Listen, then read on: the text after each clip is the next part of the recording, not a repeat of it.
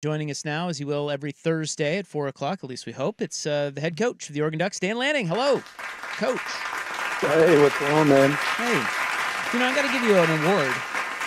Suk and I have been doing this for 20 years together. You are the most punctual head coach of any head coach we have had a regular visit with. So congrats. That's good.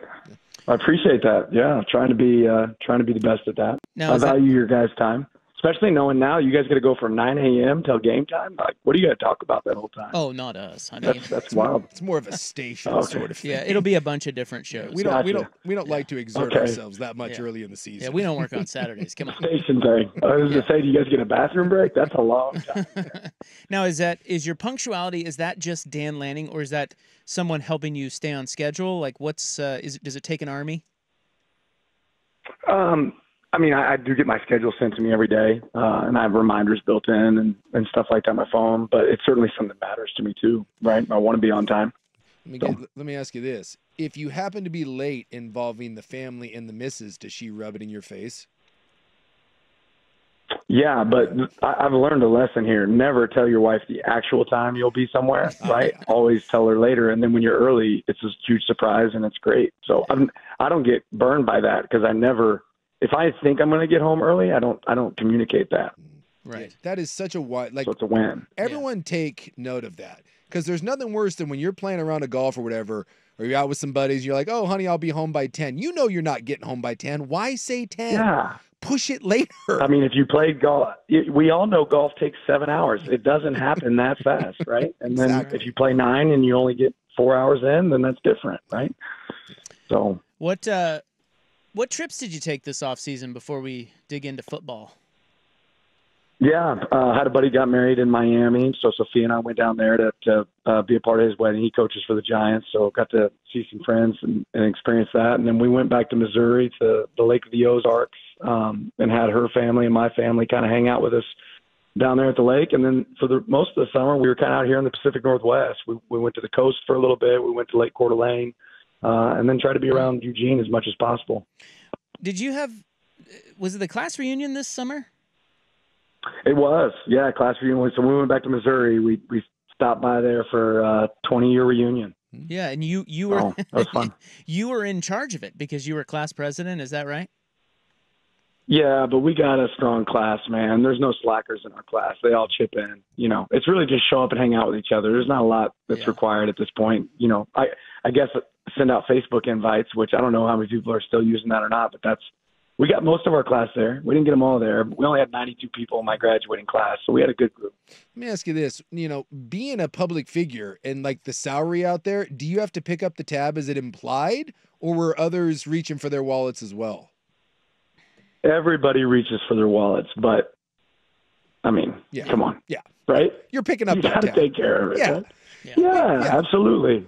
But I appreciate that at least they made the no. Well, let me. But it's kind of a slow reach. I appreciate that. No, they were all more than willing to, but that was something we wanted to be able. I mean, there's responsibilities to being the class president, right? You gotta pick up the slack. I like it.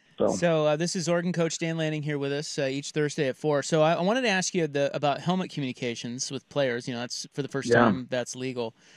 Just generally, how has that adjustment gone for you so far? I'm really anxious to see, game one and what it looks like. The switch will go off at 15 seconds, so that's going to be something that's a little bit different in the game, because in practice you kind of just have to hold yourself accountable. You don't have a switch that turns it on and off, so that'll be one piece that's different. But we've practiced it all fall camp. Our coaches and players have done a really good job with it. I think it's really important as a coach that you don't give too much information and you let your players go out there and play. So that's something we're going to, make sure that we monitor and self-scout ourselves after the first game. Like, how was this? How could this be better? But I think it'll be something that could be a really cool advantage and something we're going to take advantage of when we get out there. So it'll be Dylan Gabriel and Jeffrey Bossa with the green stickers. Is that right? Yeah. And I mean, obviously that can change based on who's in the game. You're allowed to have one player, that can be the green dot on the field at all times, except for non-live kick. So still only a one dot can be on the field for punt, block, return. Like, you can only have one, but if you were doing kickoff or kickoff return, you could have multiple green dots. on the field. Okay. Obviously, not a lot of people are going to have their quarterback out there on kickoff return or kickoff, so it really doesn't necessarily matter, but you're not required to monitor it there. And then the coach, so I assume Will Stein will be talking on the offense, and then is it Tosh Lapoy? Is it you? Who's on the defensive side? That's right. Yeah. So Tosh will have one, Will have one, and then I'll have communication ability as well. But again, too many people talking can get pretty cloudy. That's what I was wondering. Like, obviously you said it cuts off at 15, so communicate the play.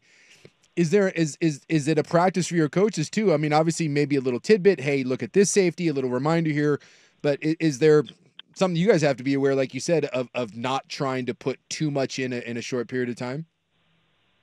Yeah, so we spent a lot of time talking about what's worth sharing and what's not, right? And what kind of alerts do we want to be able to get our quarterback and not. And I think I've probably told you guys this before. Like on Thursdays, we kind of play the game before the game. So we watch a TV copy. We actually had those players up there with us today as we went through it with our coaches. And, we're communicating, hey, Dylan, this is what we're going to be saying to you here in this situation, or vice versa, Jeff. This is what we'll be communicating to you in this situation. So should be good. What are you looking for? I mean, at game one, and look, I'm not trying to make light of Idaho and not asking you to or anything like that, but I mean, obviously, it's the first game, whether it's Georgia or whether it's Idaho, is what are you looking for out of game one? New quarterback, a lot of new faces. What are we looking for, overall out of game one? To play the best we can possibly play, right? I mean, we're our measuring stick. We're competing against ourselves each week. That won't change regardless of the opponent, but I just want to put our best foot forward. Whatever our best is that we can accomplish, that's what I want to see on the field, and regardless of who the opponent is. But to do that, to play good football, you got to play clean. You got to make sure you don't have any self-inflicted wounds. You got to take care of the ball. You got to create explosive plays and prevent explosive plays. So, I mean, those are the things that you're going to walk away after this game and say, okay, did we do those things? And if not, how do we improve it quick?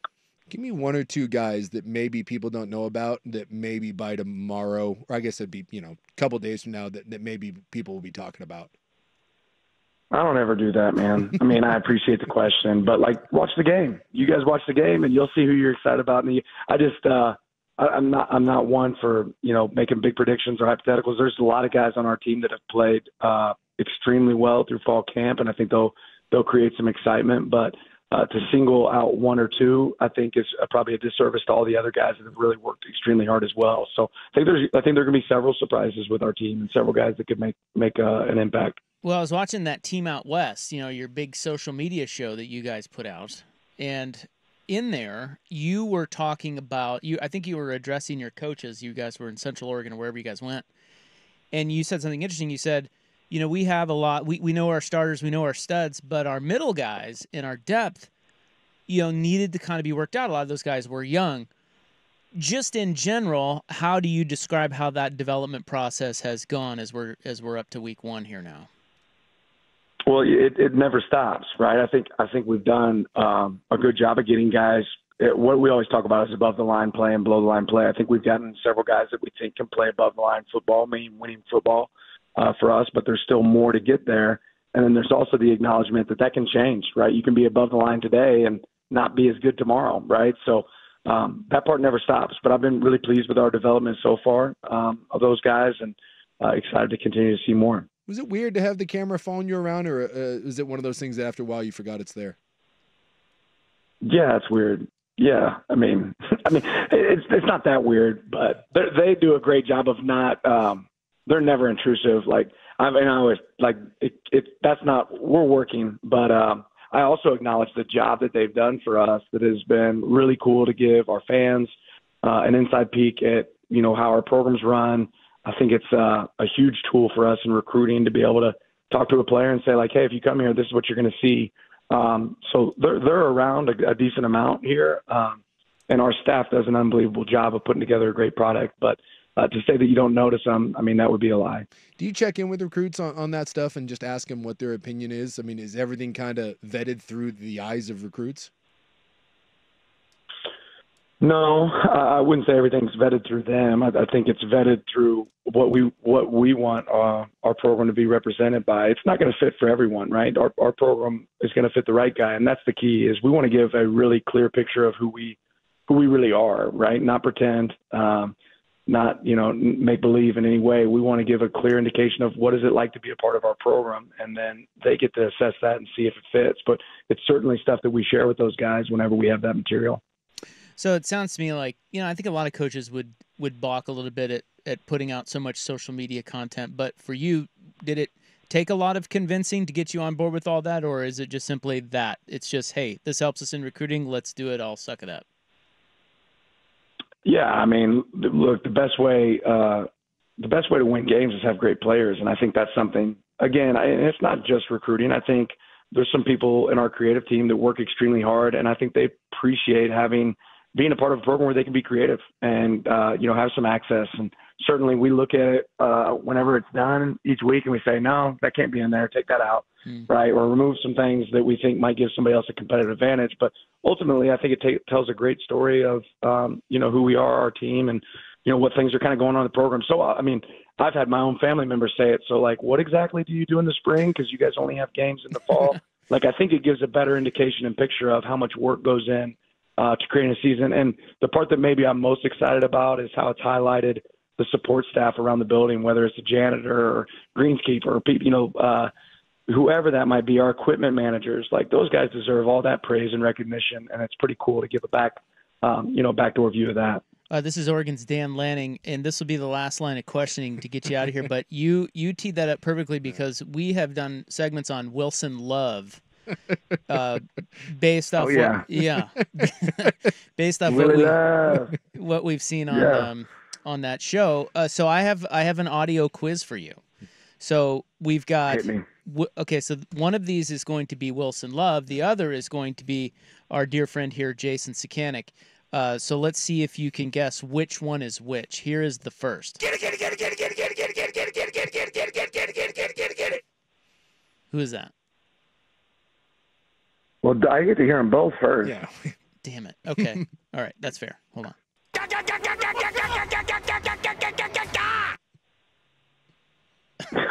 They're both so idiotic. Oh, that's so hilarious. Wilson is awesome, but I feel like I've never heard him say it that many times. Okay. Give me the first one.